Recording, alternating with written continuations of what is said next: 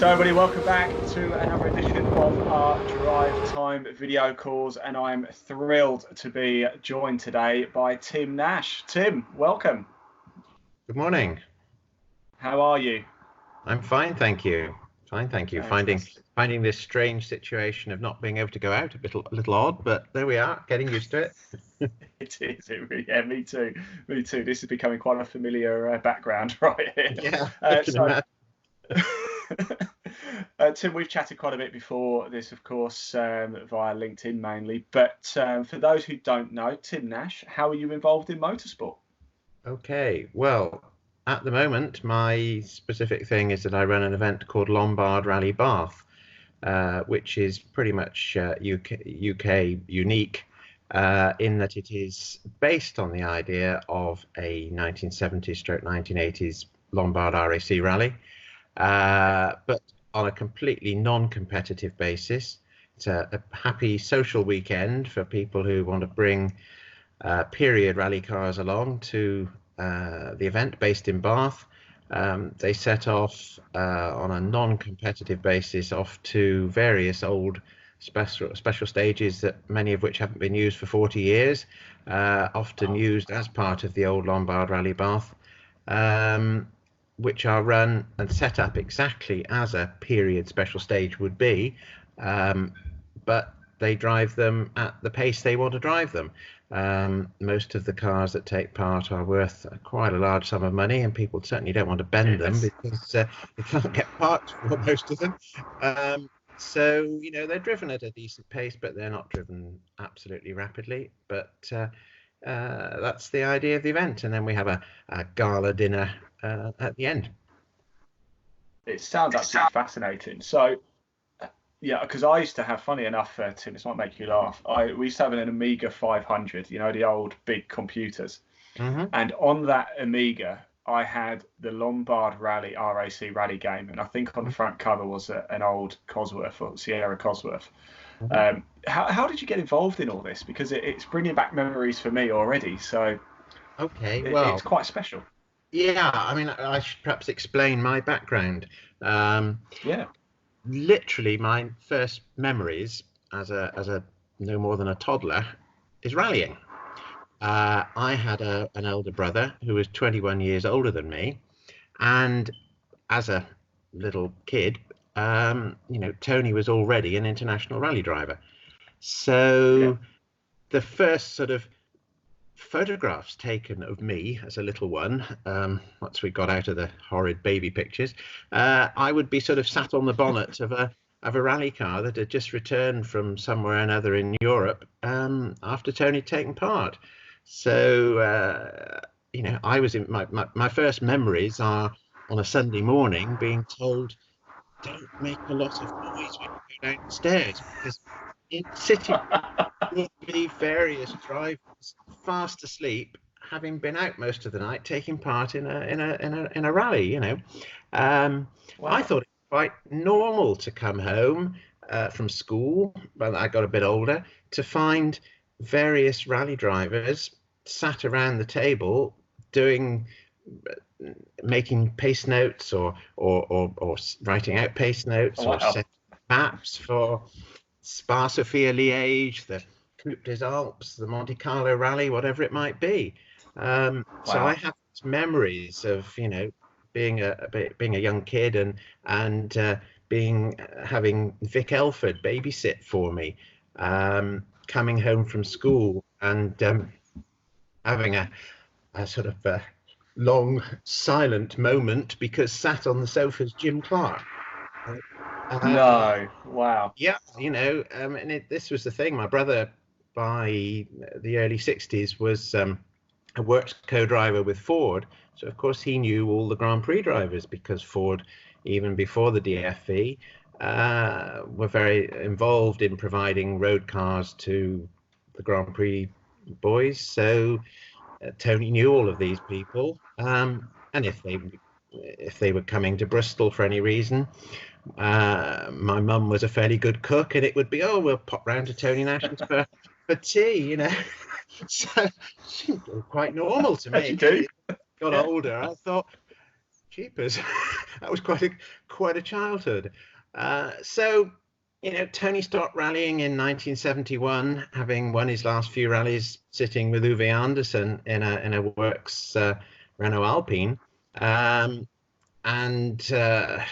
yours truly, age 19, thought, oh, I'm going to go rallying. So we had a garage which sold Mazdas at the time, and I sort of nicked a demonstrator, stuck a roll cage in it and a sump guard on it, and off I went rallying, which was fine for a few rallies until I stuffed the thing into a gate post and had to admit to the family what I'd done. So as you can imagine, I was not, I was not particularly popular for a little while, but they forgave you though. I was rallying. Yeah, exactly. So, that was okay. But so I got him. I was involved with rallying for a long while, and I retired from rallying by the time I was 23. Stupid as it sounds, driving myself because for family reasons, but have kept in touch with people over the years. And Lombard Rally Bath sort of grew from a silly idea a few years ago when I thought, why don't we get a few cars to go and do a bit of a run around some old RAC stages, and away it went. It sounds fascinating. Like you say, they go at their own pace, so there's sort of minimal risk, I suppose, to accidents, I suppose. What talk us through some of the cars that take part then. Can you name some of the cars that you might get to see if you go and watch this? Yeah, absolutely. Well, in the first year that we ran it, in 2018, I spent quite a lot of time sort of getting hold of old drivers that I knew to come along and finding suitable cars. So we stuck Jimmy McRae in a Manta 400, which he was most disgusted because it was in Russell Brooks colours, but there we are. We couldn't find one that was in his own colours. We brought Stig Blomqvist over to drive okay. We stuck Louise Aitken Walker in an Escort. All sorts of people like that. Quite a good mix of people. And the sort of cars, well, we've had everything. We have everything from Group B cars. People sort of still say now, did you ever expect to see a Quattro S1E2 with all its wings and everything driving up Cheddar Gorge, which they did on one of the road sections, and it became quite an iconic photograph. So we've got cars from that period, 6R4s, RS200s. Going backwards, the oldest car we've had enter was a 1935 Alvis, which had taken part in the old pre-war RACs. We have lots of minis, lots of Escorts, obviously, of various types, but we get quite a few Mantas. We get a lot of TR7 V8s. They're very popular. Sunbeam Lotuses, these sort of things. As I say, right through to Group B cars. We have in 2020 agreed to Imprezas take part, which are ex-works ones, which we hadn't done in the past. We cut off at 1990, but we've allowed to go up to 5 this year. And also this year, one of the things that we are doing is that we're making it very much a concentration on cars that were involved with the late Henry Toivonen.